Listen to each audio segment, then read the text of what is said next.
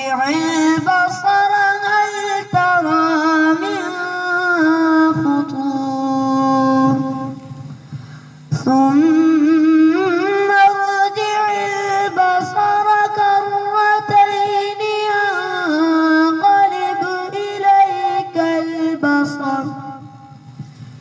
إليك البصر خاسئا وهو حسير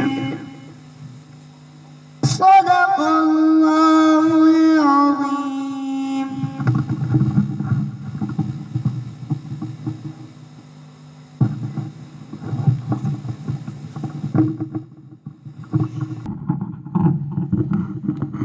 वसलाम अला इबादिहिल्लज़ीना इस्तफ़ा अम्मा बाद औज़ु बिल्लाहि मिनश्शैतानिर्रजीम बिस्मिल्लाहिर्रहमानिर्रहीम या अय्युहल्लज़ीना आमनुत्तक़ुल्लाह व कूनू मअस्सादिक़ीन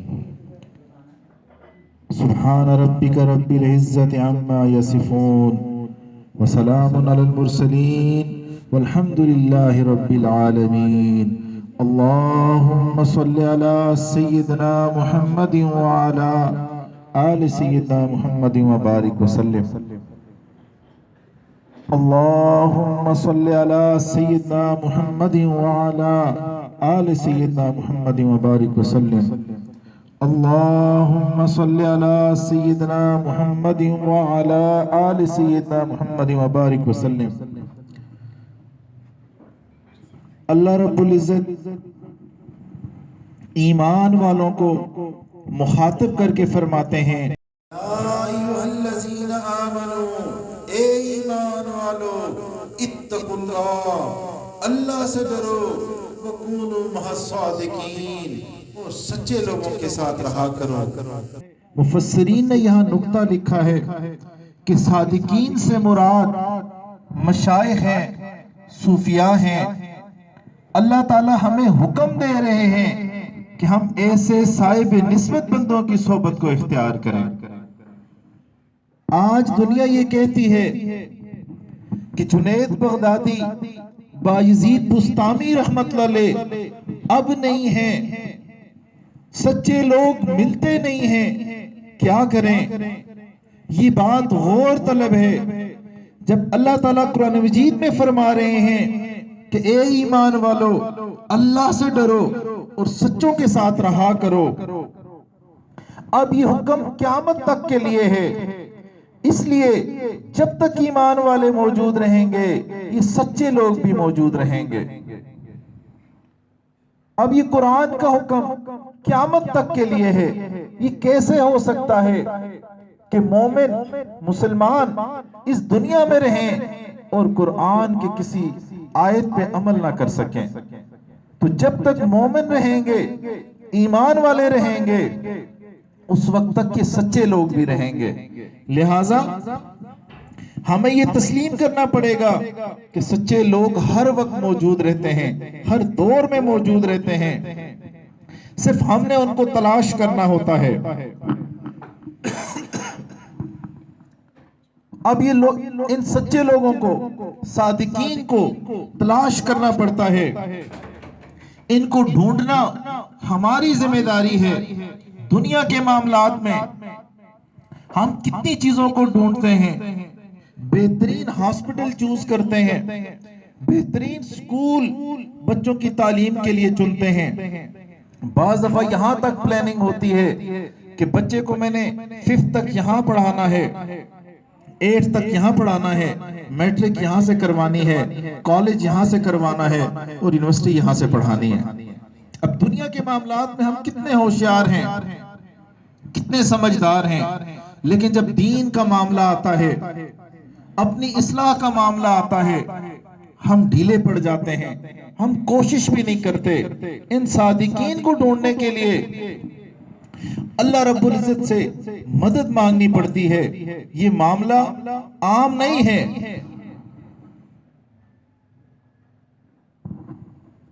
ये अल्लाह रब्बुल इज़्ज़त के साथ ताल्लुक का मामला है, अल्लाह से निस्बत का मामला है, इंसान की अपनी इस्लाह का मामला है।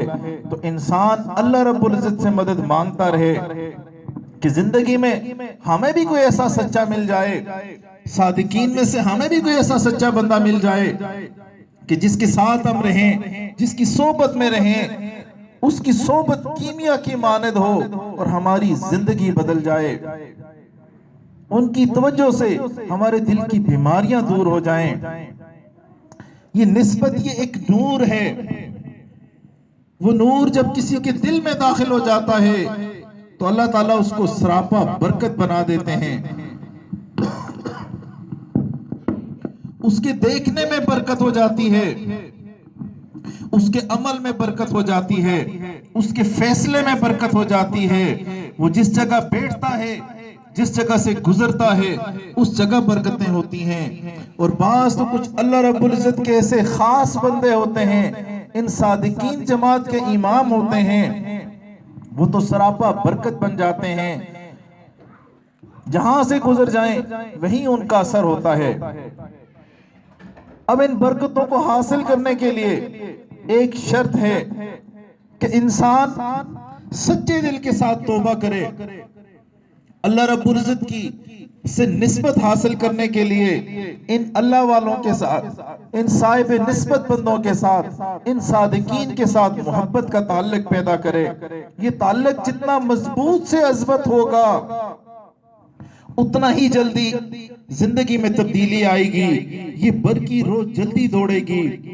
इश्क इलाही और इश्क रसूल फिर जल्दी मिलेगा, लेकिन इसके लिए अल्लाह रब्बुल इज्जत से मांगना पड़ता है।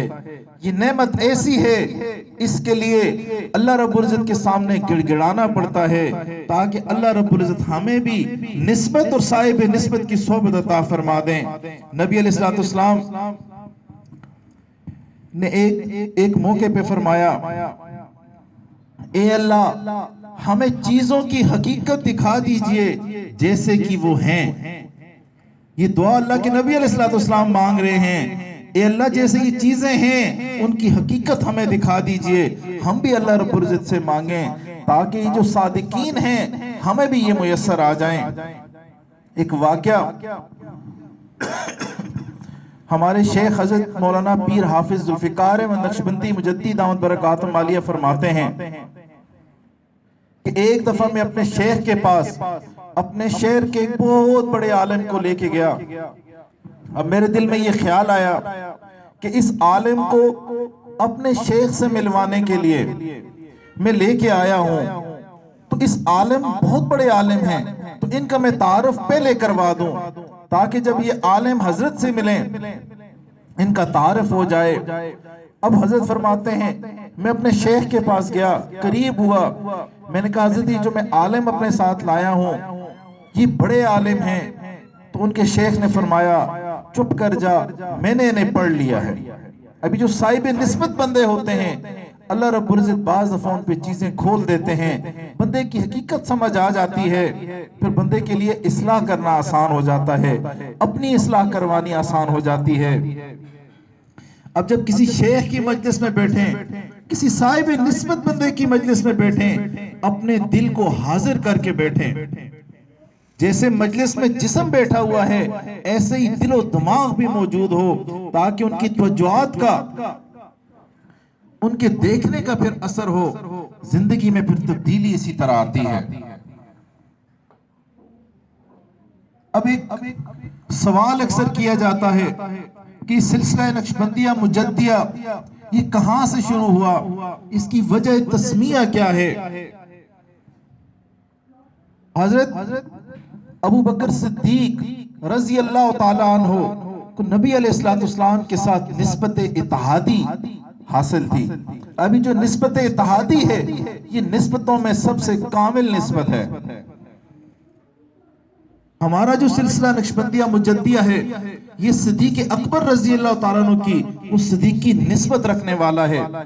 शुरू में इब्तिदा में इस सिलसिले का नाम सिद्दीकी सिलसिला था, फिर एक शख्सियत इस सिलसिले में दाखिल हुई, हजरत ख्वाजा नक्शबंद बुखारी रहमतुल्लाह अलैह। अब वहां से इस सिलसिले का नाम नक्शबंदिया मशहूर हो गया। अब नक्शबंद से मुराद नक्श बंद करना, किसी चीज का नक्श डालना, तो हजरत सालिकीन के दिल में अल्लाह रब्बुल इज्जत का नाम नक्श करते थे। वहां से ये नक्श बंद हुआ, उनके नाम के साथ आया और वहां से आगे ये सिलसिला नक्शबंदिया मशहूर हुआ। लेकिन ये सिलसिले की निस्बत हजरत अबू बकर सिद्दीक रजी अल्लाह तआला अन्हु से होती हुई नबी अलैहिस्सलाम तक जाती है। ये सिद्दीकी निस्बत है, बड़ी कामिल निस्बत है। नबी एक दौर में नबी भी होते हैं, वली भी होते हैं। अब दो किस्म के उलूम अल्लाह के नबी अलैहिस्सलाम से आगे उम्मत में जारी हुए। एक कमालात वलायत का, वो सैयदना हजरत अली अल मुर्तजा रजी अल्लाह तआला अन्हु ने सबसे ज्यादा हासिल किया। और वहां से आगे मुख्तलिफ सिलसिले हैं, सिलसिले कादरिया, सुरवर्दिया, चश्तिया और भी बहुत सारे थे, लेकिन अभी 3 ये मौजूद हैं। और एक ही सदी की निस्बत रखने वाला सिलसिला नक्शबंदिया है। अब कमालात नबूवत वो नबी अलैहिस्सलाम से सबसे ज्यादा हजरत अबू बकर सिद्दीक रजी अल्लाह तआला अन्हु ने हासिल किए। उनको नबी अलैहिस्सलाम के साथ बड़ा मजबूत ताल्लुक था। अगर आप उनकी जिंदगी का मुताला करें, उनकी जिंदगी को पढ़ा जाए तो बिल्कुल एक जैसे हालात नजर आते हैं। आज इस मजलिस के अंदर बात करने का बुनियादी मकसद ये है कि ये बात ज़हन नशीन हो जाए कि हमारी निस्बत सदीकी निस्बत है, जो एक मजबूत तरीन निस्बत है। नबी अलैहिस्सलाम से जो कमालात सदीक अकबर रजी अल्लाह तआला अन्हु के सीने पे मुंतकिल हुए, वो उस सीने से क़यामत तक के मशाइख के सीनों में मुंतकिल हो रहे हैं। अब यहाँ एक नुक्ता बयान करके आगे फिर बात करते हैं। अब इस निस्बत की तमन्ना रखनी चाहिए, अल्लाह रब्बुल इज्जत से ताल्लुक की, मजबूत ताल्लुक की, खास ताल्लुक की, इस निस्बत के लिए दुआएं मांगनी चाहिए। जब इंसान को ये निस्बत मिल जाती है, उसकी इबादत के अंदर तब्दीली आ जाती है, कैफियत मिल जाती है, नमाजें बेहतर हो जाती हैं, ख्यालात कम हो जाते हैं। बल्कि नमाज तो नमाज, आम वक्त में भी, आम हालात में भी ये दुनियावी ख्यालात नहीं आते, तो नमाज के अंदर तो फिर अल्लाह अकबर, तिलावत कुरान मजीद की कैफियत बेहतर हो जाती है, गफलत खत्म हो जाती है, गुनाह छूट जाते हैं। हाँ, अलबत्ता इसमें एक इंतजामी मामला खिलाफत का होता है कि जिसको मिल जाए तो ठीक है, इसकी तमन्ना हमारे तसव्वुफ में शिर्क की मानद है। इसलिए इंसान को तमन्ना करनी चाहिए, निस्बत की दुआएं मांगनी चाहिए कि अल्लाह हमें भी ये निस्बत अता फरमा दीजिए, हमें भी अपने साथ इस सदीकी निस्बत के तवस्सुत से बेहतरीन ताल्लुक अता फरमा दीजिए, हमें भी अपने औलिया में शामिल कर दीजिए। अब इस निस्बत की अजमत हर वक्त दिल में रहनी चाहिए। ये सदीकी निस्बत है, जो कैफियत सैयदना सिद्दीक अकबर रजी अल्लाह तआला अन्हु के कल्बे अतर पे मुबारक में मुंतकिल हुई थी, वो आज तक चली आ रही है।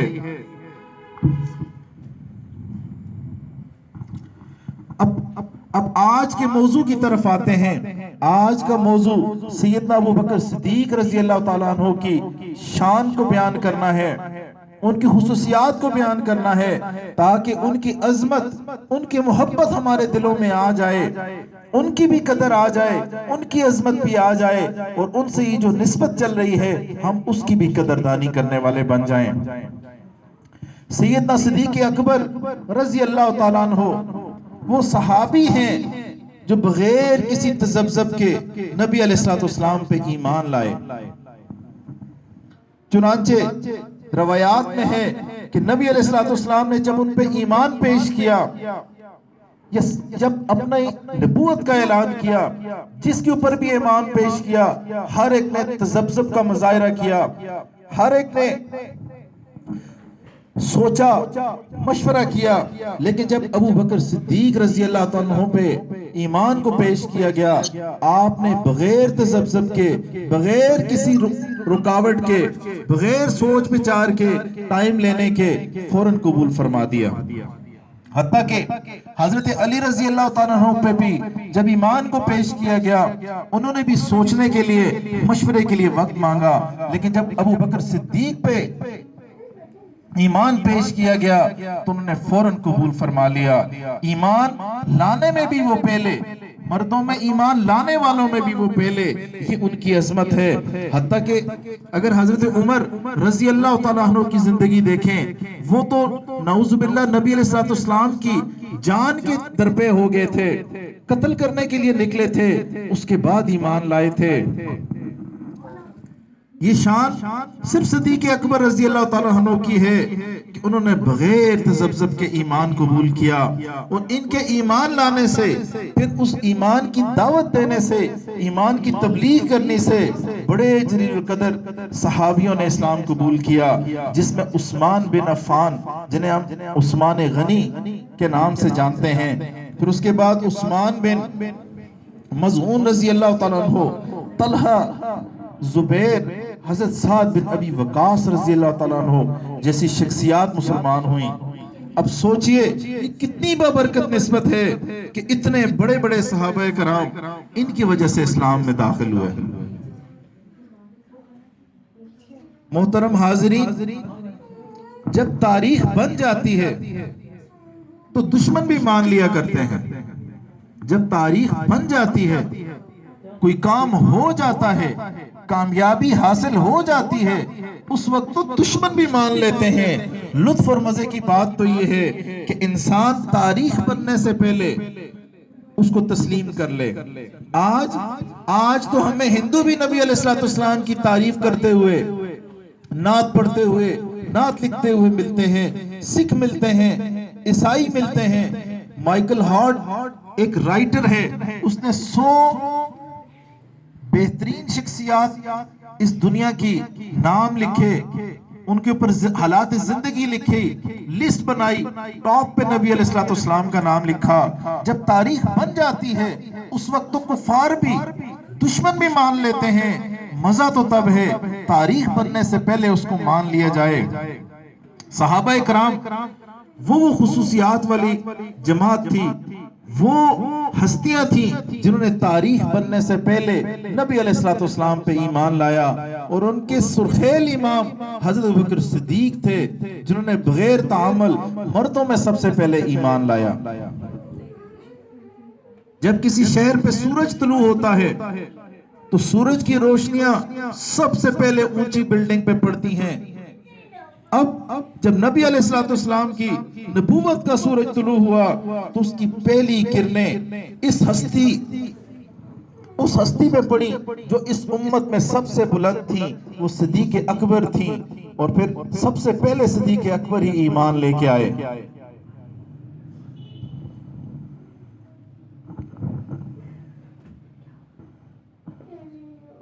इश्क सिद्दीक़ अकबर, जो नबी अलैहिस्सलाम से उनको इश्क था, वो भी कमाल दर्जे का था।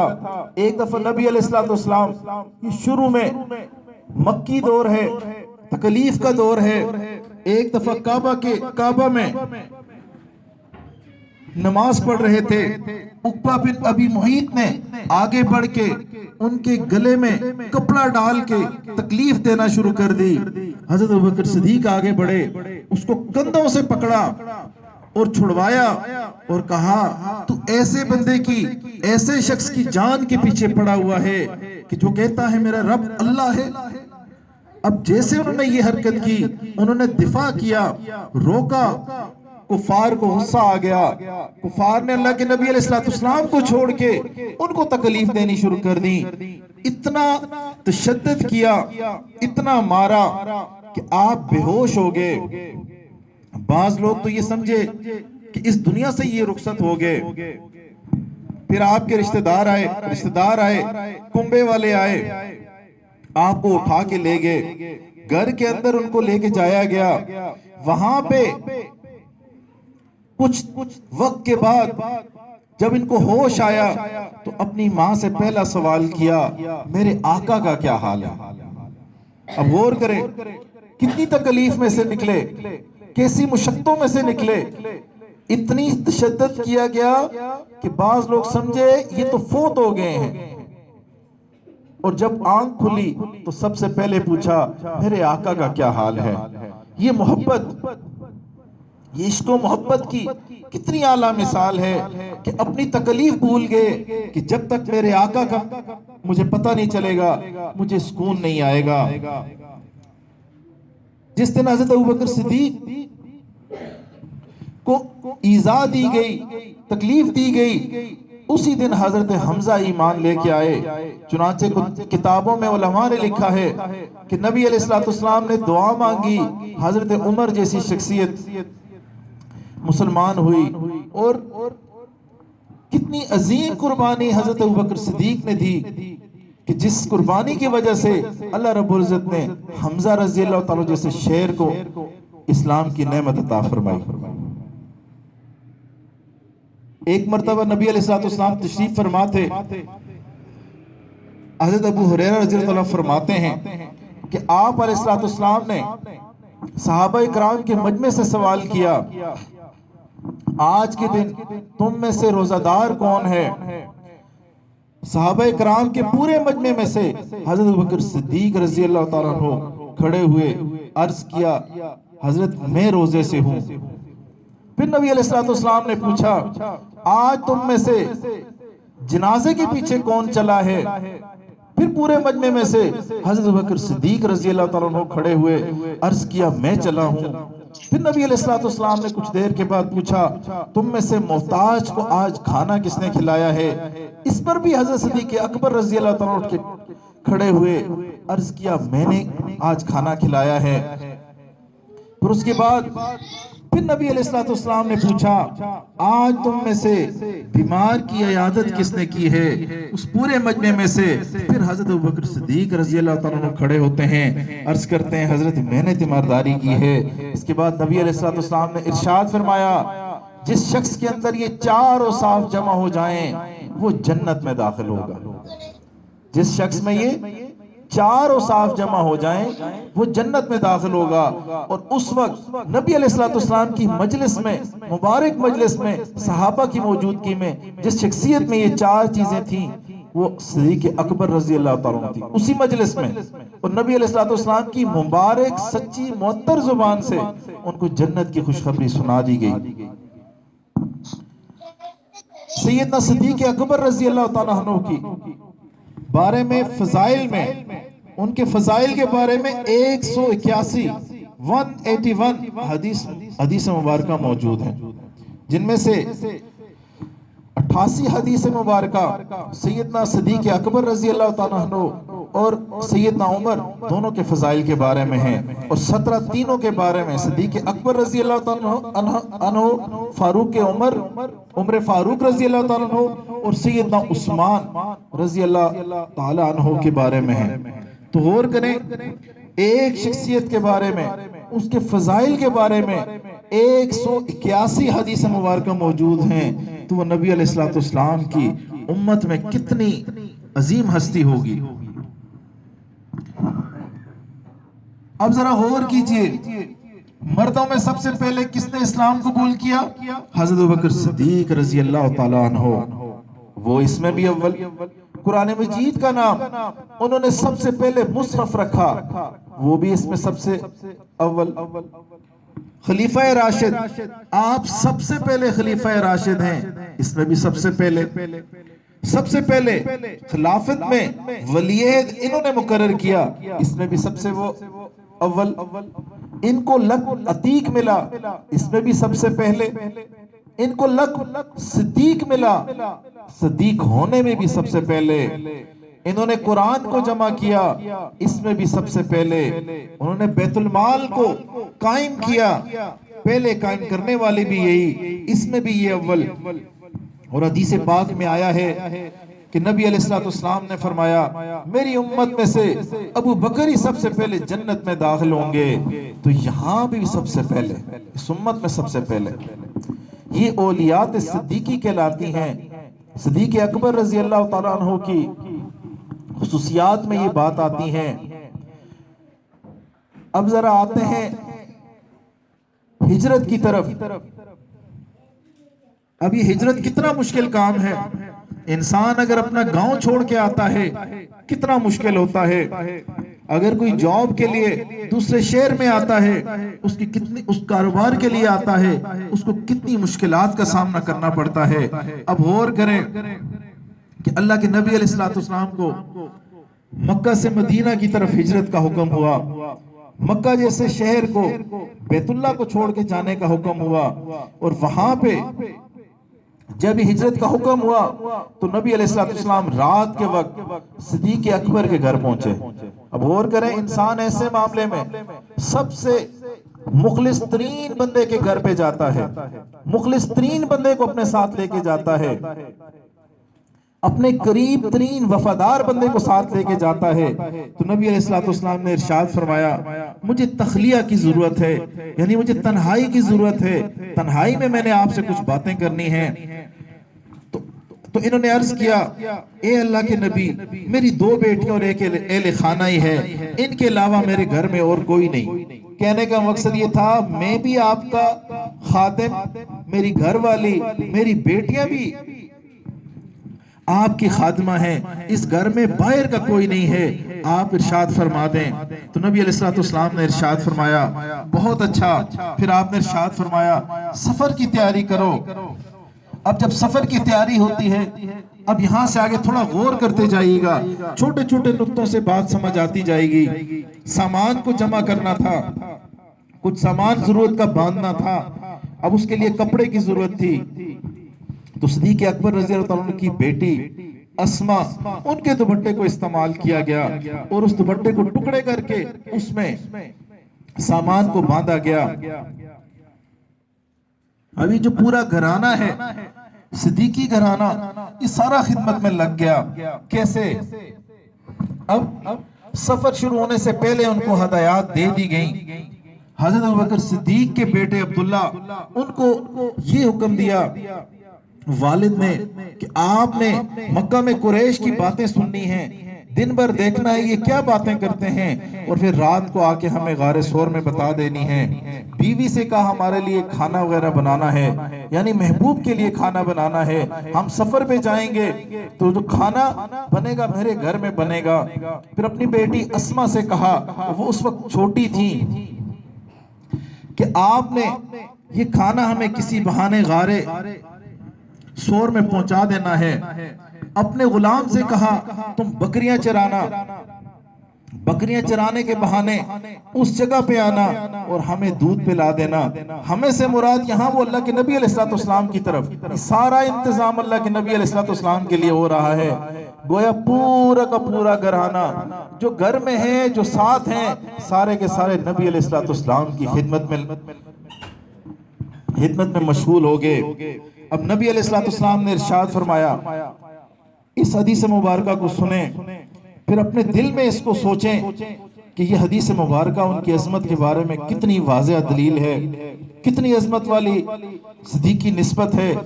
हज़रत अबू बकर सिद्दीक रज़ी अल्लाह तआला अन्हु की क्या अजमत और शान है, उनकी कितनी नबी अलैहिस्सलाम से उल्फत, मोहब्बत और वफा है कि नबी अलैहिस्सलाम ने इरशाद फरमाया, मैंने दुनिया में सबके एहसानात का बदला चुका दिया, मगर अबू बकर के एहसान का बदला क़यामत के दिन अल्लाह देगा। सुभान अल्लाह, एहसान करने वाले ने क्या हद की है कि नबी अलैहिस्सलाम ने ये इरशाद फरमाया। अब नबी अलैहिस्सलाम जैसी शख्सियत और इतनी फजीलत वाली उन्होंने बात फरमाई कि सब लोगों के एहसानात का बदला मैंने चुका दिया, अबू बकर ने जो मुझ पे एहसानात किए इसका बदला अल्लाह रब्बुल इज्जत क़यामत वाले दिन अता करेंगे।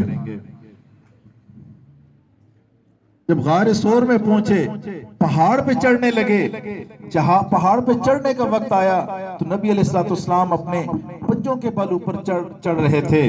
जब सिद्दीक अकबर रज़ी अल्लाह तआला ने देखा तो वो समझ गए कि ये इसलिए ऐसे किया जा रहा है कि उस दौर में लोग नक्श देख के, पांव का निशान देख के ताक़ुब करते थे, उस जगह पहुंच जाया करते थे। तो मेरे आका ये निशान यहां से मिटाना चाहते हैं, तो उन्होंने अपना कंधा पेश किया, अपना कंधा हाजिर किया। ये अल्लाह के नबी अलैहिस्सलाम, आप मेरे कंधे पे तशरीफ रखें, आप मेरे कंधे पे बैठ जाइए, मैं आपको ऊपर लेके जाता हूँ। तो अल्लाह के नबी अलैहिस्सलाम ने कबूल फरमाया। आज भी वहां पे जाके देखा जाए वो कैसी जगह है जहाँ पे हजरत सिद्दीक अकबर रजी अल्लाह ताला अन्हु ने अपने कंधे पे अपने महबूब को उठा के वहां तक लेके गए। अब यहाँ पे एक और नुक्ता समझिएगा, जब फतेह मक्का हुआ बैतुल्लाह के अंदर 360 बुत थे, वो बुत तोड़ दिए गए। कुछ बुत ऐसे थे जो ऊंचे थे। अब हजरत अली रजी अल्लाह ताला अन्हु ने खुद को पेश किया, ए अल्लाह के नबी अलैहिस्सलाम, मैं रुकू में झुक जाता हूं, आप मेरे कंधे पे अपने कदमैन रख के इन बुतों को तोड़ दीजिए। तो अल्लाह के नबी अलैहिस्सलाम ने कबूल ना फरमाया और साथ ये फरमाया, अली, नबूवत का बोझ अपनी पीठ के ऊपर तुम नहीं उठा सकते। अब गौर करें कि जब हज़रत अबू बकर सिद्दीक रज़ी अल्लाह ताला अन्हु ने अपने कंधे पेश किए तो अल्लाह के नबी अलैहिस्सलाम ने ना सिर्फ कबूल किए बल्कि उन्हीं कंधों पे सवार होके गार सोर तक गए।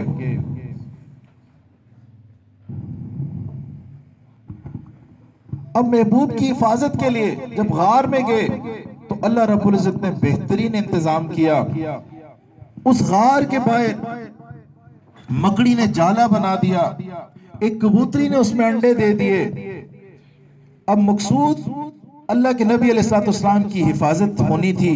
और फिर ऐसा ही हुआ, जब कुफार ताक़ब करते हुए पीछा करते हुए जैसे गार के पास पहुंचे, उस गार के पास पहुंचे जिसमें अल्लाह के नबी अलैहिस्सलाम मौजूद थे, सिद्दीक अकबर मौजूद थे, तो जैसे उनकी नजरें गार के दहाने पे पड़ी, इंट्रेंस पे पड़ी, तो वहां पे जाला बुना हुआ था, कबूतरे ने अंडे दिए हुए थे।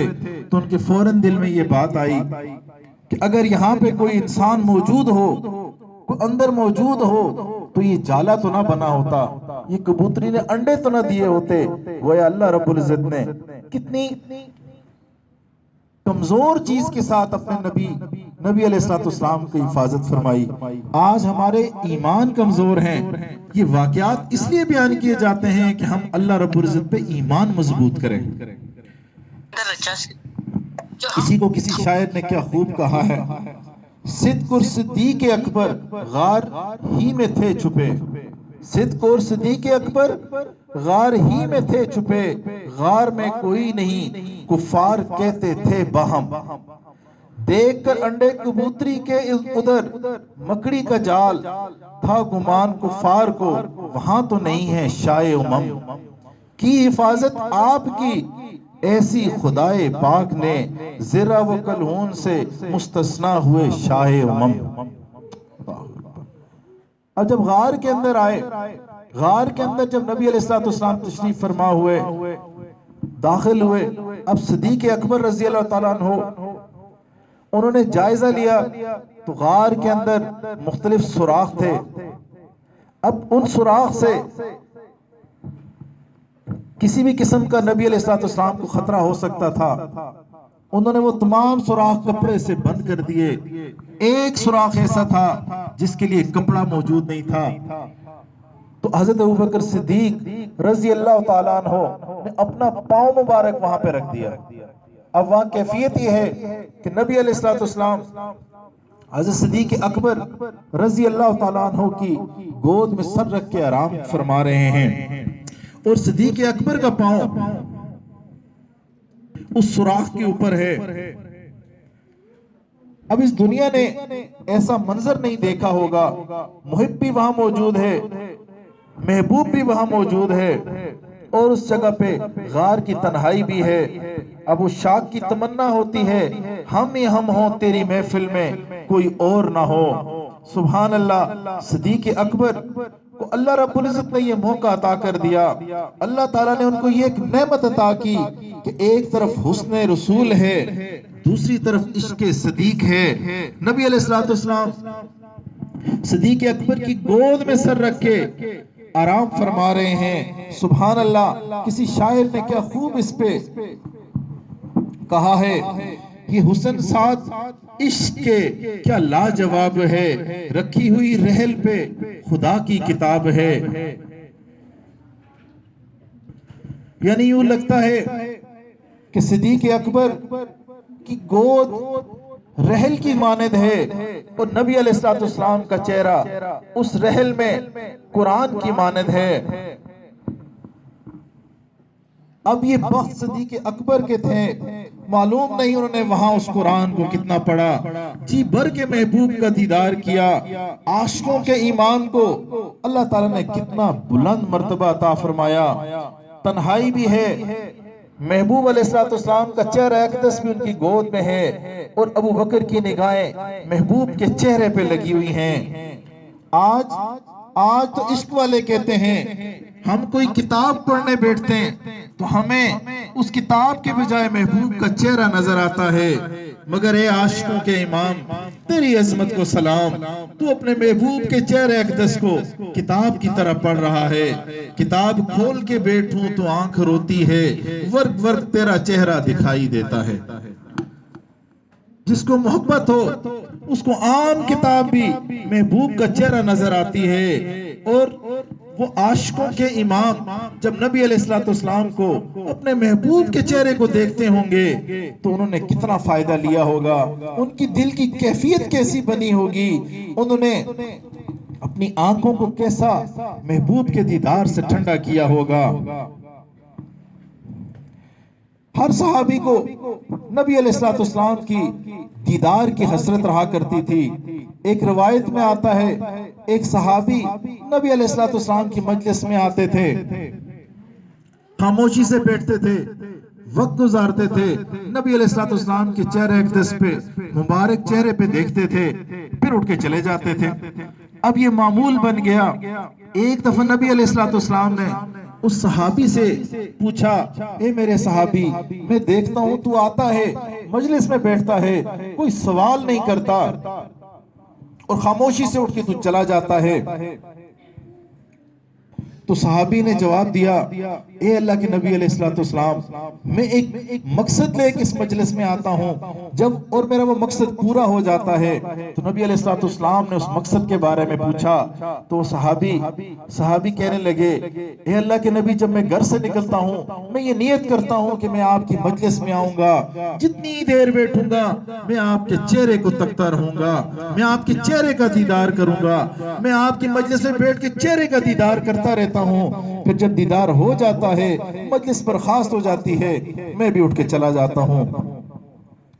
अब ये तो हसरत थी सहाबा की, तो ये आशिकीन के इमाम, उनको कितनी बड़ी नेमत मिली कि गार की तन्हाई भी है, नबी अलैहिस्सलाम उनकी गोद में भी हैं और वो उनका दीदार कर रहे हैं।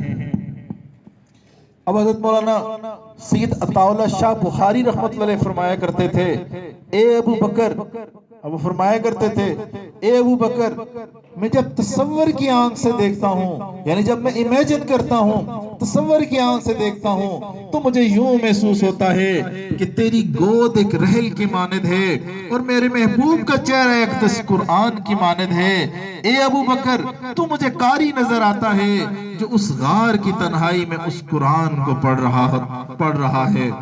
सुभान अल्लाह, उस वक्त क्या फेज मिला होगा, क्या नूर हजरत अबू बकर सिद्दीक के सीने में मुंतकिल हुआ होगा, ये सिद्दीक अकबर ही जानते हैं।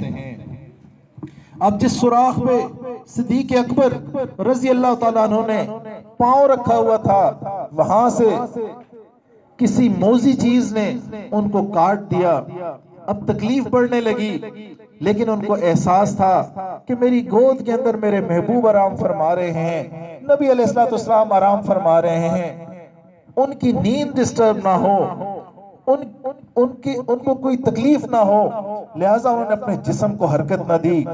यहां तक कि उस जहर की वजह से हजरत सिद्दीक अकबर की आंखों में से आंसू निकलने लगे और वो आंसू नबी अलैहिस्सलाम के रुखसार मुबारक पे गिरे।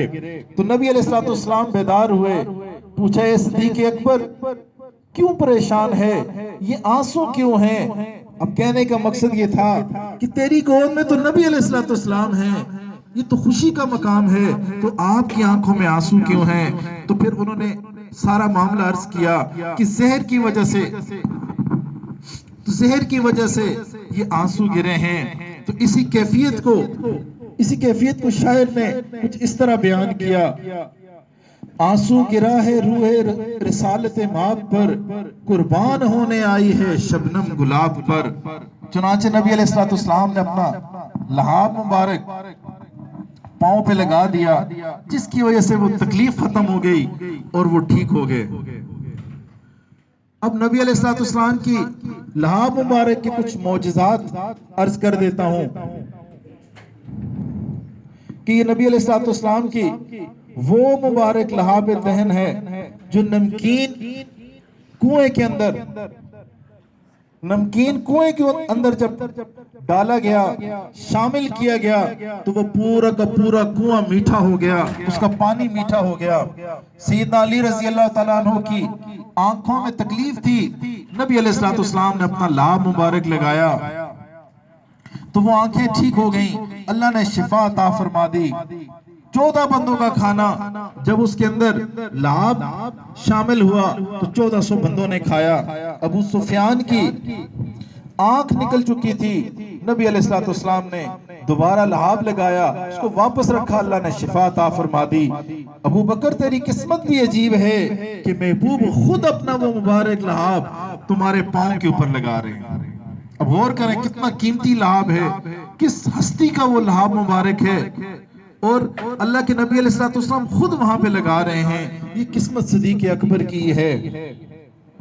नबी अलैहिस्सलाम को के 2 सफर, 2 असफार, एक मेराज का, एक हिजरत का। अब गौर करें, मेराज के मौके पे नबी अलैहिस्सलाम के साथ जो रफीक थे वो हजरत जिब्राइल थे। उनको अल्लाह रब्बुल इज्जत ने फरिश्तों का इमाम बनाया। जो हिजरत के मौके में रफीक सफर थे वो सिद्दीक़ अकबर थे, उनको अल्लाह रब्बुल इज्जत ने सहाबा का इमाम बनाया।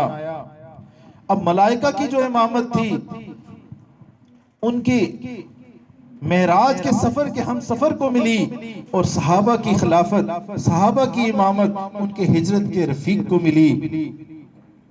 अब यहाँ पे 2 असफार हैं, 2 बातें समझने की है। अब देखें, हज़रत जिब्राइल अलैहिस्सलाम 7 सफर में गए, एक मौके पे आके रुक गए, वहां से आगे वो नहीं जा सकते थे। अब पंजाबी में या लोकल जुबान में कहते हैं ना कि एक तोड़ का हम सफर होता है, एक मोड़ का हम सफर होता है। एक आधे रास्ते तक जाता है, एक मुकम्मल रास्ते तक जाता है। अब हज़रत जिब्राइल अलैहिस्सलाम एक खास जगह से आगे ना जा सके। अब दूसरी तरफ हिजरत का वाकया देखें, नबी अलैहिस्सलाम के ये रफीक मदीना शरीफ के मुकम्मल सफर में साथ थे, फिर उसके बाद वहां पे भी रहे। सुभान अल्लाह।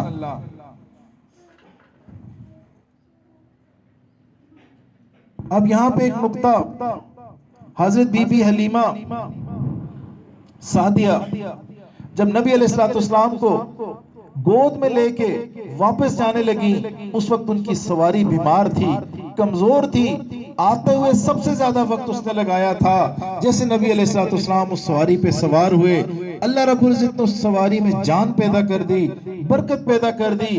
वो सबसे आगे चली गई। जिस काफले में आने में सबसे आखिर में वो पहुंचे थे, उसी काफले में सबसे पहले वो आगे जाने लगी। इसी तरह नबी अलैहिस्सलाम को हिजरत के मौके पे अपने कंधे पे सवार करवा के गारे सोर पे ले जाने वाली हस्ती को भी अल्लाह रब्बुल इज्जत ने अपनी उम्मत का इमाम बना दिया, सबसे पहला इमाम बना दिया। अब हिजरत के मौके पे नबी अलैहिस्सलाम ने जितनी भी लोगों की इमामतें थी, हजरत अली रज़ी अल्लाह ताला अन्हु की जिम्मेदारी लगाई कि आप ये इमामतें लोगों में तकसीम करके आइएगा। अब यहाँ उलमा ने एक नुक्ता लिखा है, मुफस्सरीन ने एक नुक्ता लिखा है, कुछ नेमतें लोगों की थी, कुछ इमामतें लोगों की थी जो नबी अलैहिस्सलाम ने हजरत अली रजी अल्लाह ताला अन्हु जैसी हस्ती के जिम्मे लगाई कि आप ये इमामतें सुबह लोगों को दे दीजिएगा। एक इमानत अल्लाह की भी थी, वो नबी अलैहिस्सलाम थे। उस इमानत के लिए हजरत अबू बकर सिद्दीक रजी अल्लाह तआला को मुंतखब किया गया कि मेरी इस इमानत को तुम मदीना शरीफ तक लेके जाओ। फिर एक लक़ब है सिद्दीक अकबर रजी अल्लाह तआला अन्हु का, सानी अस्नैन का लक़ब, दो में से दूसरे। अब गारे सोर में दो में से वो दूसरे थे, यानी एक नबी अलैहिस्सलाम थे, दूसरे सिद्दीक अकबर थे। दीन इस्लाम की तबलीग सबसे पहले अल्लाह के नबी अलैहिस्सलाम ने शुरू की, उसके बाद जो दूसरे थे वो सिद्दीक अकबर थे, यानी यहाँ पे भी दो में से दूसरे थे। रोज़ा रसूल में नबी अलैहिस्सलाम के बाद जिनका मकबरा बना, जिनको दफनाया गया, वो सिद्दीक अकबर थे। यहाँ भी दो में से दूसरे थे। महशर में खड़े होने वालों में भी दूसरे नंबर पर सिद्दीक अकबर खड़े होंगे, और जन्नत में भी जाने वाले नबी अलैहिस्सलाम के बाद सिद्दीक अकबर होंगे। जब भी हजरत उमर के सामने हजरत अबू बकर का जिक्र आता तो वह फरमाते, अबू बकर की एक रात और एक दिन की जो कीमत है वो मेरी सारी जिंदगी की बातों से ज्यादा है। वो हिजरत की, वो गारे सोर के वक्त की दिन और रात है। एक दफा सैयदा आयशा सिद्दीका रजी अल्लाह तआला अन्हा आराम फरमा रही थी, आसमान पे सितारे जगमगा रहे थे।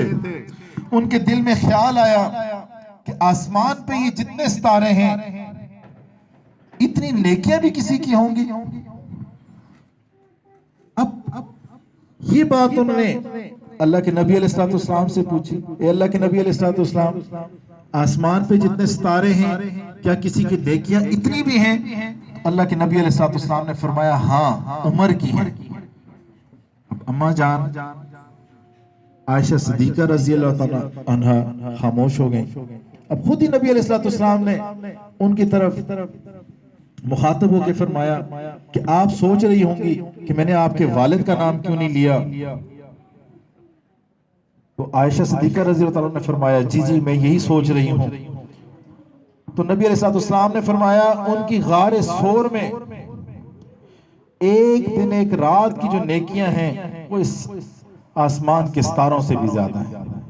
अब ये वही नेकियां जिनको हजरत उमर भी निशानदेही करते थे कि मेरी सारी जिंदगी की नेकियां एक तरफ, और अबू बकर सिद्दीक की एक दिन और एक रात की नेकियां एक तरफ। अब हमें इस सिद्दीक की निस्बत की कदर करनी चाहिए। जब इंसान को ये निस्बत मिल जाती है, ताल्लुक मिल जाता है, सच्चे लोगों के साथ ताल्लुक मिल जाता है, सिद्दीक की निस्बत मिल जाती है, इसके साथ ताल्लुक मिल जाता है, फिर इंसान की सुबह शाम बदल जाती है, उसकी गुफ्तार और चाल में तब्दीली आ जाती है। इंसान की जिस रफ्तार से वो दुनिया की तरफ जा रहा होता है, उससे ज्यादा रफ्तार के साथ वो अल्लाह रब्बुल इज्जत की तरफ जाता है। फिर इंसान गुनाहों को छोड़ के नेकियों की तरफ आता है, फिर जिंदगी ही बदल जाती है, सोच बदल जाती है, पर्सनालिटी बदल जाती है इंसान की। इसलिए जो मशाइख हैं वो फरमाते हैं कि तमाम निस्बतें अच्छी हैं, लेकिन सिद्दीक की निस्बत का रंग ही और है। फूल तो बहुत हैं, लेकिन गुलाब की बात ही और है। चांदी की क्या बात है, मगर सोने की तो बात ही और है। मोती सब कीमती हैं, मगर सुर्ख याकूत की और बात है। महीने सब अच्छे हैं, पर रमजान की बात ही और है। दिन तो सब अच्छे हैं, पर जुम्मतुल मुबारक की बात ही और है। शहर तो सब अच्छे हैं, मगर मक्का और मदीना की बात ही और है। सहाबा कराम सारे अच्छे हैं, सारे अजमत वाले हैं, मगर सिद्दीक अकबर की बात ही और है। किसी शायर ने क्या खूब सिद्दीक अकबर रज़ी अल्लाह ताला अन्हु की शान में कलाम किया है। पैगंबर तो न था, लेकिन पैगंबर जैसा लगता था। पैगंबर तो न था, लेकिन पैगंबर जैसा लगता था। वो दरिया था, मगर गहरे समुंदर जैसा लगता था। कुछ ऐसी ताजगी उसके चेहरे पर कि वो सबको तुलूहे सुबह के बेदाग मंजर जैसा लगता था। नबी का दौर याद आता था उसके दौर में अक्सर, नबी का दौर याद आता था उसके दौर में अक्सर, नबी के बाद वो कुंदे मुकर्रर जैसा लगता था।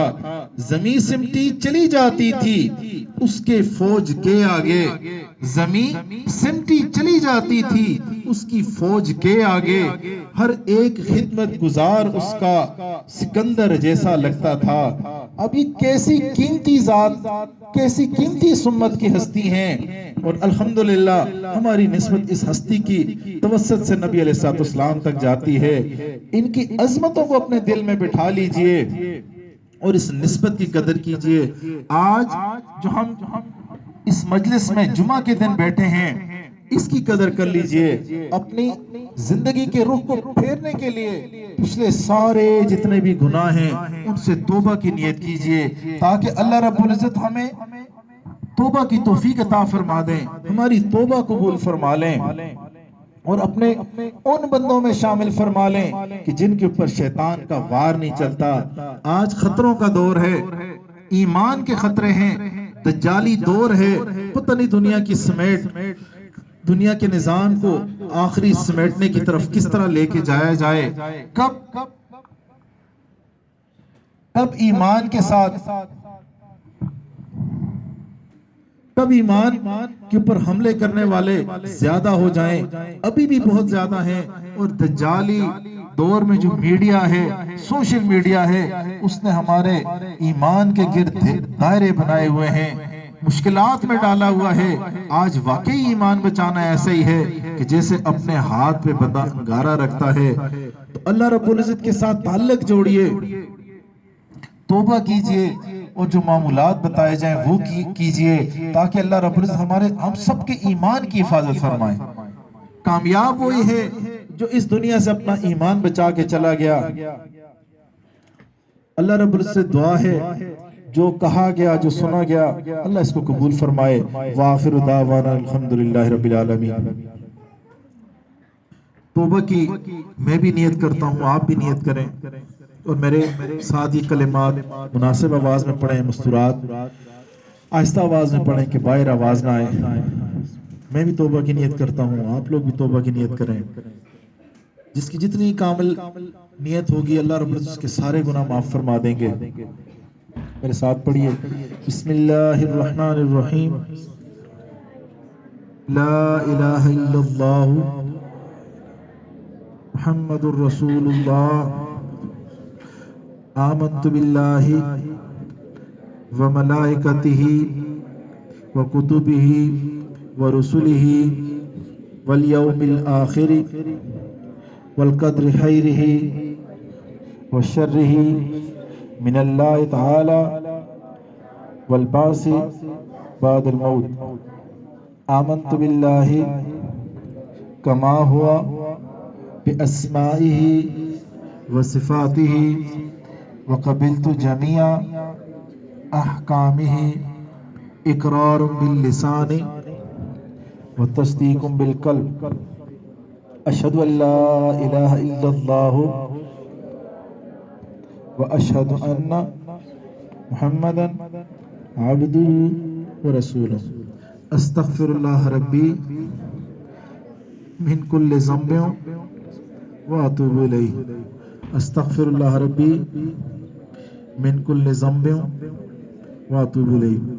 अस्तग़फिरुल्लाह रब्बी मिन कुल्लि ज़ंबिन व अतूबु इलैहि बिरहमतिका या अरहमर राहिमीन। ये कलिमात पढ़ने से हम तौबा ताइब हो गए। अब दो बातें समझने की हैं। तौबा करने वाला ऐसा ही है जैसा उसने कभी गुनाह किया ही नहीं। लेकिन जो हुकूकुल्लाह है, फर्ज नमाजें हैं, फर्ज रोजे हैं, किसी पे ज़कात रहती है, किसी पे हज फर्ज था वो अदा करना है, वो लाजमी करना है। और दूसरा मामला अगर हुकूकुल इबाद का है, किसी की माली जानी किसी का हक है वो अदा करना है। खासकर जुबान से अगर किसी को तकलीफ दी है, क्योंकि आजकल ये मसला बहुत ज्यादा है, गीबत बहुत ज्यादा होती है, बोहतान बहुत ज्यादा होते हैं, तो वो माफ करवा दें या उस बंदे को राजी कर दें। देखो अगर किसी की गीबत की है तो उसको अगर हम वही अल्फाज कहेंगे तो वो तो कभी नहीं माफ करेगा। तो बस ये भी कह देना काफी है कि भाई आपके मुझ पे बहुत हुकूक हैं, आप मुझे माफ कर दीजिए अल्लाह के लिए। अगर वो मुस्कुरा दिया या उसने कबूल कर ली तो हमारा मामला बन जाएगा। अगर ये दो मामलात हम निपटा दें, आप यकीन रखें जैसे आज दुनिया में कोई आता है इस तरह इंसान पाक साफ हो जाता है। ये तौबा की इतनी बड़ी बात है। और ये आजिज अपनी तरफ से नहीं कह रहा, ये कलिमात नहीं पढ़ा रहा, ये अपने शेख की नुमाइंदगी में पढ़ा रहा है। वो अपने शेख की, वो अपनी शेख की, हत्ता के 41वें निस्बत 40वें नंबर पे सैयदना सिद्दीक़ अकबर रज़ी अल्लाह तआला अन्हु हैं और 41 पे अल्लाह के नबी अलैहिस्सलाम हैं। इस चीज की अहमियत का एहसास रखें। फिर 5 अमाल ऐसे हैं आप अगर करते रहेंगे, हम करते रहेंगे तो इंशाल्लाह तौबा पे कायम रहेंगे, इस तौबा पे कायम रहेंगे। क्योंकि हालात सख्त हैं। जिस दौर में बड़े बड़े ईमान वाले जिनके दिल में ईमान ओहद के पहाड़ के बराबर था, वो लोग भी डरते थे, दुआएं मांगते थे अल्लाह इस दौर में हमें पैदा ना कीजिए। आज हम सारी गफलतों के बावजूद उस आखिरी दौर में, दज्जाली दौर में मौजूद है। तो भाई हमें कितनी फिक्र की जरूरत है। तो ये 5 अमाल करते रहे। पहला काम 100 दफा सुबह 100 दफा शाम इस्तिग़फ़ार पढ़ना है। अस्तग़फ़िरुल्लाह रब्बी मिन कुल्लि ज़ंबिन व अतूबु इलैह। 100 दफा सुबह 100 दफा शाम। आजकल गफलतों का बहुत दौर है, कोशिश करें कि पूरी तवज्जो के साथ पढ़ें। और दूसरा काम नबी अलैहिस्सलाम के एहसानात को याद करते हुए 100 दफा सुबह 100 दफा शाम दुरूद शरीफ पढ़ें। दुरूद इब्राहिमी भी पढ़ सकते हैं, लेकिन हमारे मशाइख ने बड़ा आसान एक दुरूद शरीफ बताया कि अल्लाहुम्मा सल्लि अला सय्यिदना मुहम्मदिन व अला आलि सय्यिदना मुहम्मदिन व बारिक वसल्लिम।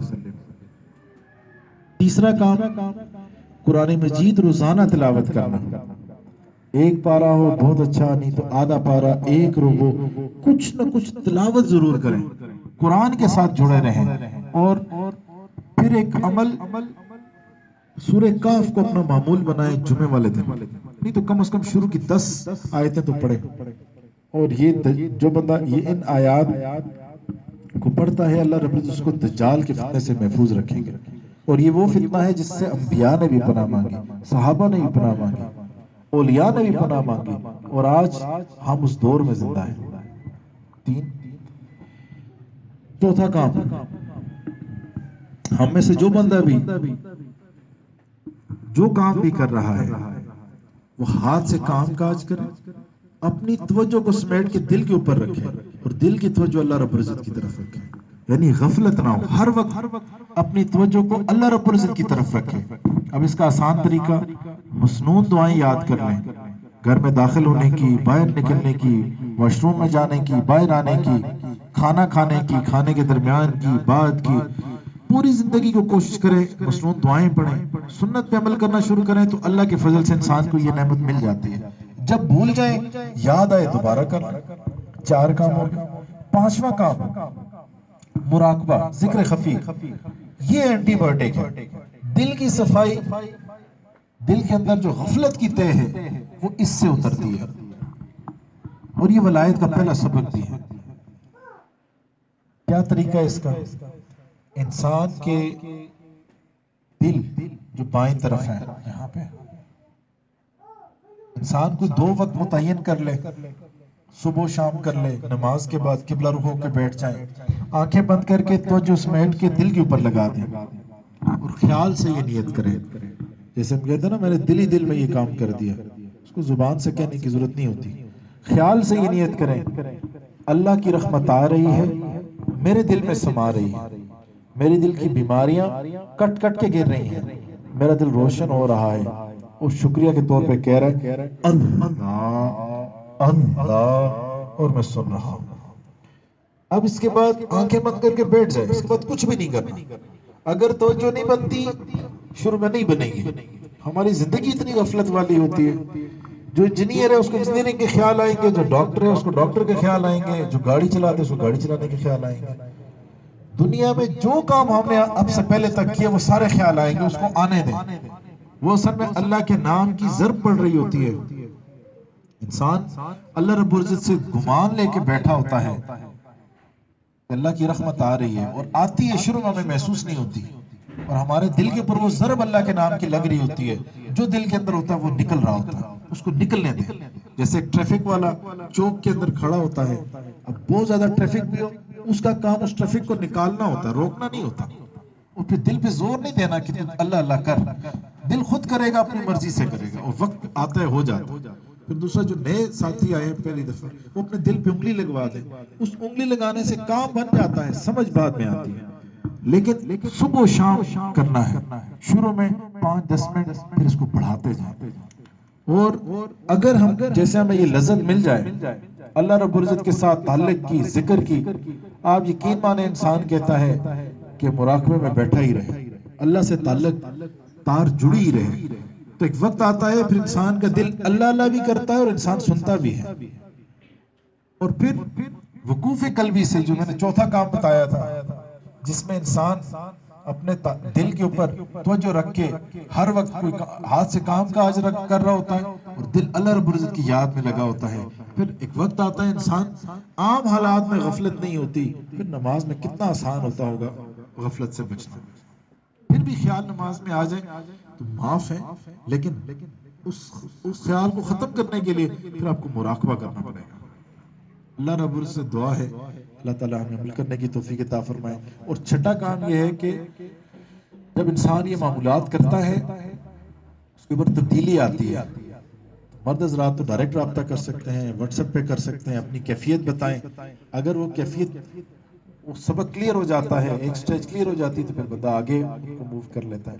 और ख़वातीन अपने मर्दों के तवस्सुत से बताएं या अपने मुअल्लिमा की तवस्सुत से बताएं। थोड़ी देर के लिए मुराकबा कर लेते हैं। आप भी अपनी आंखें बंद कर लीजिए, मैं भी अपनी आंखें बंद कर लेता हूँ, और ये ख्याल से नियत करें, अपनी आंखें बंद कर लीजिए, ख्याल से ये नियत करें कि अल्लाह की रहमत आ रही है, मेरे दिल में समा रही है, मेरे दिल की बीमारियां कट कट के गिर रही हैं, मेरा दिल रोशन हो रहा है, और शुक्रिया के तौर पे कह रहा है अल्लाह अल्लाह। नियत कर लीजिए ख्याल से।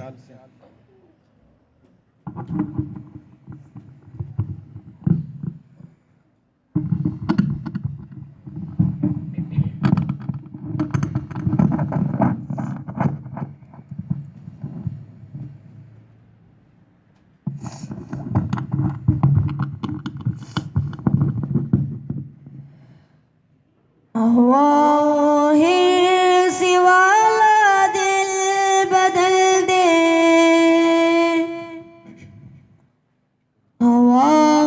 हिर्स वाला दिल बदल दे,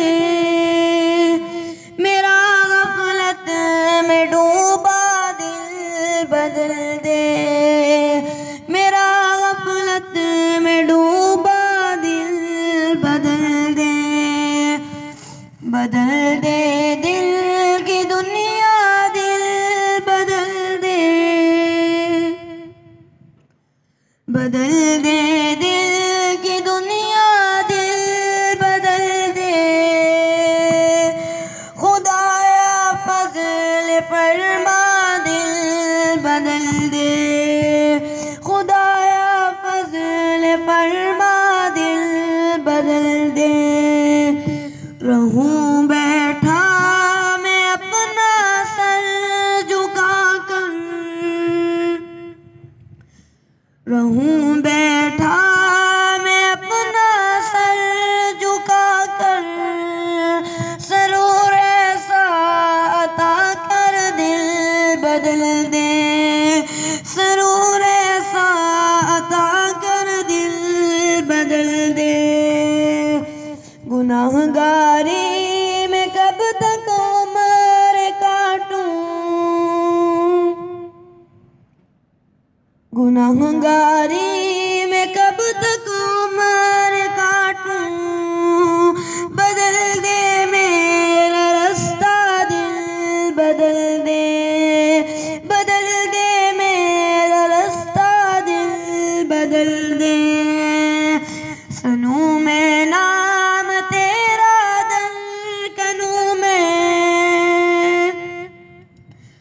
सुनूं मैं नाम तेरा धड़कनों में,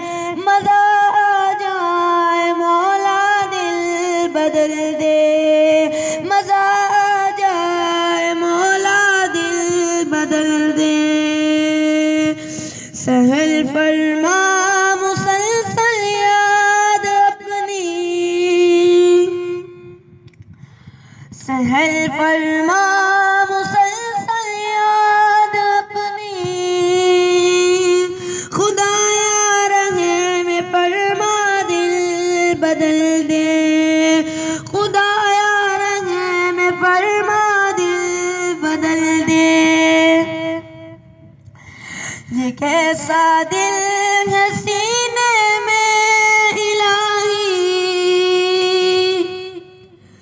ये कैसा दिल है सीने में इलाही, जो जिंदा भी है मुर्दा दिल बदल दे, जो जिंदा भी है मुर्दा दिल बदल दे।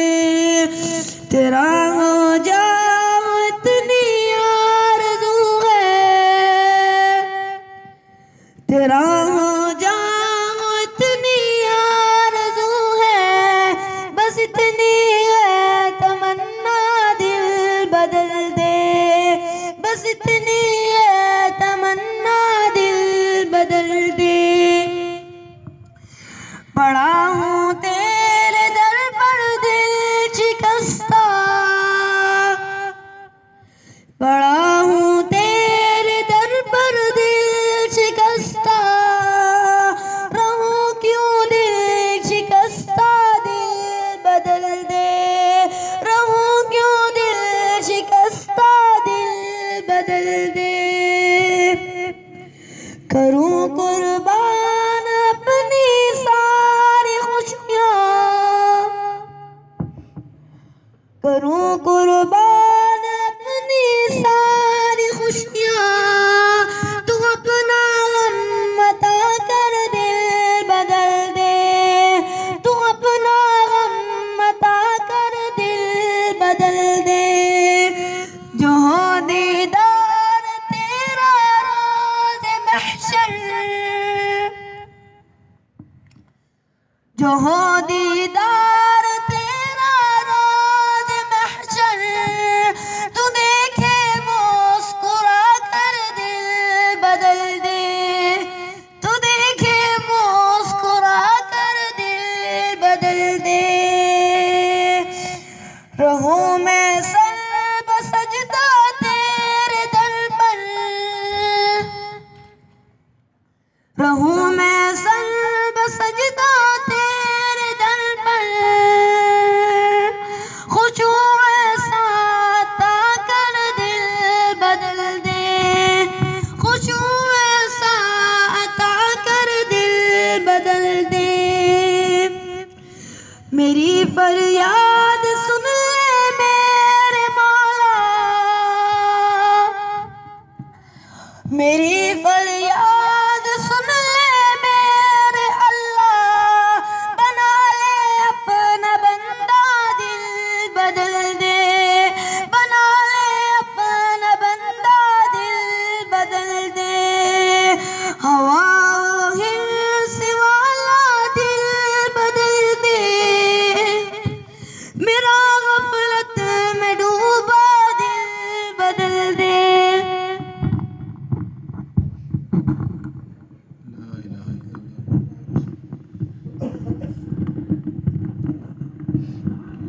दुआ कर लेते हैं, दुआ कर लीजिए अपने इर्द गिर्द से एक दूसरे से जो हटा के अल्लाह रब्बुल इज़्ज़त की तरफ।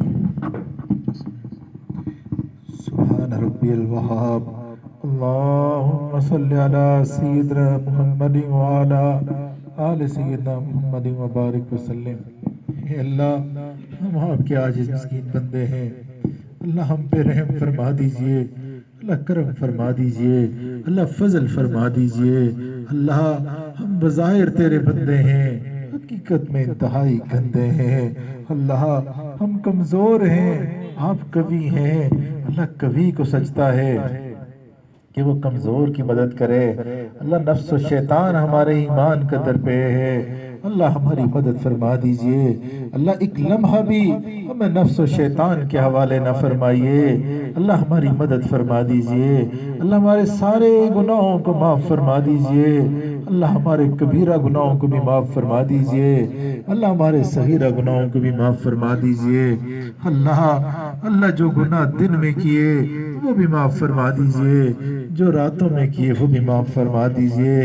अल्लाह जो गुनाह महफिलों में किए वो भी माफ़ फरमा दीजिए। अल्लाह जो गुनाह तन्हाइयों में किए वो भी माफ़ फरमा दीजिए। अल्लाह जो गुनाह याद हैं उनको भी माफ़ फरमा दीजिए। अल्लाह जो करके भूल गए उनको भी माफ़ फरमा दीजिए। अल्लाह वक्त गुजरता जा रहा है, जिंदगी बर्फ की मानद पिघलती जा रही है। अल्लाह कब तक हम गफलतों में रहेंगे? अल्लाह कब तक इस लापरवाही की जिंदगी में रहेंगे? अल्लाह हमारी जिंदगी के रुख को फेर दीजिए। अल्लाह हमारा मामला तो आपकी नीम निगाह पे मौकूफ है। अल्लाह अपनी मोहब्बत की निगाह हम पे ढाल दीजिए। अल्लाह हर कोई कहता है हम तेरे हैं, हम तेरे हैं। अल्लाह हम भी कहते हैं हम आपके हैं। अल्लाह आज आप भी फरमा दीजिए, ए मेरे बंदो, ए मेरी बंदियों, तुम मेरे हो।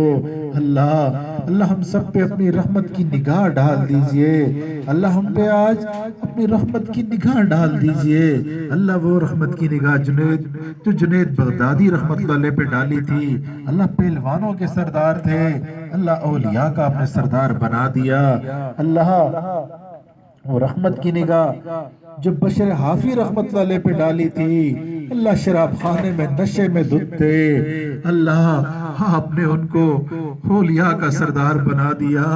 अल्लाह हम यहाँ नशे में तो नहीं बैठे हुए, अल्लाह शराब खाने में तो नहीं बैठे हुए, अल्लाह हम आपको मनाने के लिए बैठे हुए हैं। अल्लाह मदरसे में बैठे हुए हैं। अल्लाह कोई और गर्ज नहीं है। मुख्तलिफ कौमों में से, मुख्तलिफ कबाइल में से बड़े छोटे सारे बैठे हुए हैं। अल्लाह खाली हाथ उठा के बैठे हुए हैं, नजरें आपके खजानों के ऊपर हैं। अल्लाह हम पे भी अपनी रहमत की निगाह डाल दीजिए।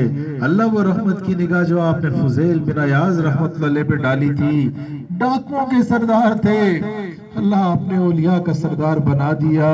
अल्लाह अल्लाह हम पे भी रहमत की निगाह डाल दीजिए। अल्लाह बाज़ दफा डर भी लगता है कि आपकी तरफ से निगाह ना आ जाए। मैं रहमत की निगाह बिलाल पे डालता था, मैं रहमत की निगाह सुमैया पे डालता था। अपने आमाल को देखो। अल्लाह अल्लाह जब सखी के दर पे जाते हैं, वो ये नहीं पूछता क्या लेके आए हो, वो ये पूछता है क्या लेने आए हो। अल्लाह हम आपके दर पे आके आपसे आपको मांगने आए हैं। अल्लाह आपसे आपकी मोहब्बत मांगने आए हैं, आपसे खालिस आपके साथ मोहब्बत का ताल्लुक मांगने आए हैं। अल्लाह हमें भी नूर निस्बत अता फरमा दीजिए। ए मेरे मौला हम पे करम फरमा दीजिए। ए मेरे मौला इस दुनिया में जब फकीर बड़ा दरवाजा देखता है, ऊंची सदा लगाता है कि ये बड़े लोग हैं, अमीर लोग हैं, सखी लोग हैं, ये दे देंगे तो मेरा काम बन जाएगा। अल्लाह हमने आपके दर को सबसे बड़ा पाया। अल्लाह हम भी यहाँ ऊंची सदा लगा रहे हैं। अल्लाह हमारी सदाओं को कबूल फरमा दीजिए। अल्लाह हमारी दुआओं को कबूल फरमा दीजिए। अल्लाह इस दुनिया के फकीर का तो कोई मसला नहीं, एक दर से नहीं मिलेगा वो अगले दर पे चला जाएगा, वहां से नहीं मिलेगा अल्लाह उससे अगले दर पे चला जाएगा। अल्लाह मसला तो हमारा है। क्या आपके नबी अलैहिस्सलाम ने हमें आप ही का दर बताया और ये भी बता दिया कि जो शकी और बदबख्त होता है वही है जो इस दर से खाली उठे। अल्लाह हमें शकी और बदबख्त होने से बचा दीजिए। अल्लाह हम आप ही के बंदे हैं, आप ही की इबादत करते हैं और आप ही से मदद मांगते हैं। अल्लाह हाथ हमारे खाली हैं, नजरें आपकी भरी हुई खजानों के ऊपर हैं। अल्लाह उम्मीद आपकी रहमत पे है, आपकी सखावत पे है। अल्लाह हमारी झोलियां भर दीजिए। अल्लाह हमारी झोलियां भर दीजिए। अल्लाह हमारी झोलियां भर दीजिए। अल्लाह जो बीमार है उसको सेहत अता फरमा दीजिए। अल्लाह हमारे एक दोस्त फैसल साहब के गुर्दों का ऑपरेशन है, अल्लाह उनको सेहत अता फरमा दीजिए। अल्लाह सबको सेहत अता फरमा दीजिए। अल्लाह जितने मरीज हैं सबको सेहत अता फरमा दीजिए। ए मेरे मौला हमारे जो करीबी अजीज और अकारब, ये तमाम मुसलमान जो इस दुनिया से रुखसत हो गए, अल्लाह उन सबको अपने फजल के साथ बख्शिश फरमा के जन्नत में आला मकाम अता फरमा दीजिए। ए मेरे मौला हमारे साथ नरमी वाला आफियत वाला मामला फरमा दीजिए। अल्लाह इस दुनिया में हमने देखा जब बच्चा परेशान होता है माँ बाप की तरफ दौड़ता है, अल्लाह जब बंदा परेशान होता है अपने रब रहमान की तरफ दौड़ता है। अल्लाह हमें भी हमारे नफ्स और शैतान ने परेशान कर दिया, इस दजाली दौर ने परेशान कर दिया। अल्लाह हम भी आपकी तरफ आए हैं, अल्लाह हमें सहारा दे दीजिए। अल्लाह हमारे हाथों को थाम लीजिए। अल्लाह एक लम्हा भी हमें नफ्स और शैतान के हवाले न फरमा। ए मेरे मौला जो जिस परेशानी की वजह से भी परेशान है, जिसके दिल में जो भी जायज़ शरई हाजत है, अल्लाह अपने फजल के साथ वो पूरा फरमा दीजिए। अल्लाह कितनी नेक उम्मीदें लगा के ये तेरे नेक बंदे बंदियां आए, अल्लाह इनके गुमान के मुताबिक फैसला फरमा दीजिए। अल्लाह हम सबको बख्श दीजिए। ऐ मेरे मौला, हमें इस मुल्क की कदर करने की तौफीक अता फरमा दीजिए। अल्लाह हमें आज़ादी की कदर करने की तौफीक अता फरमा दीजिए। अल्लाह इस मुल्क के दुश्मनों को हिदायत अता फरमा दीजिए। अल्लाह जिनके नसीब में हिदायत नहीं उनको चुन चुन के दफा दूर फरमा दीजिए। अल्लाह हमें बेहतरीन हुक्मरान अता फरमा दीजिए। यहाँ पे शरीयत का मुअत्तर निज़ाम अता फरमा दीजिए। अल्लाह मस्जिदों की हिफाजत फरमा दीजिए। अल्लाह उलमा तुलबा की हिफाजत फरमा दीजिए। अल्लाह दावत व तबलीग के काम की हिफाजत फरमा दीजिए। अल्लाह उन खानकाओं की हिफाजत फरमा दीजिए जहाँ अल्लाह अल्लाह होती है। ए मेरे मौला, ए मेरे मौला, हम अजमी हैं, मूंगे हैं, अल्लाह हमें तो मांगना भी नहीं आता। अल्लाह आप अपने फजल के साथ हमें अता फरमा दीजिए। ए मेरे मौला, नबी अलैहिस्सलाम ने इस उम्मत के लिए जितनी भी खैरें मांगी, अल्लाह वो सारी हमें अता फरमा दीजिए। और अल्लाह जितने शुरूर से पनाह मांगी, अल्लाह हमें सबसे पनाह अता फरमा दीजिए। अल्लाह हमारे मदरसे को कबूल फरमा दीजिए। अल्लाह इसके फैज़ को पूरे आलम में फैला दीजिए। ए मेरे मौला, हमें इखलास के साथ काम करने की तौफीक अता फरमा दीजिए। अल्लाह यहाँ जो हम तौबा की पढ़ते हैं इसको कबूल फरमा दीजिए। जो अल्लाह अल्लाह करते भी हैं, करवाते भी हैं, अल्लाह इसको कबूल फरमा दीजिए। ए मेरे मौला, इस मदरसे की मौलमात तलिबात को कबूल फरमा दीजिए। ए मेरे मौला, जिस मदरसे के खैर ख्वाह हैं उनकी हिफाजत फरमा दीजिए। अल्लाह हम सब की नस्लों में दीन जारी फरमा दीजिए। अल्लाह हमारी दुआओं को कबूल फरमा दीजिए। सल्लल्लाहु तआला अला खैर खल्क़ि मुहम्मद व अला आलिहि व अस्हाबिहि अजमईन बिरहमतिका या अरहमर राहिमीन।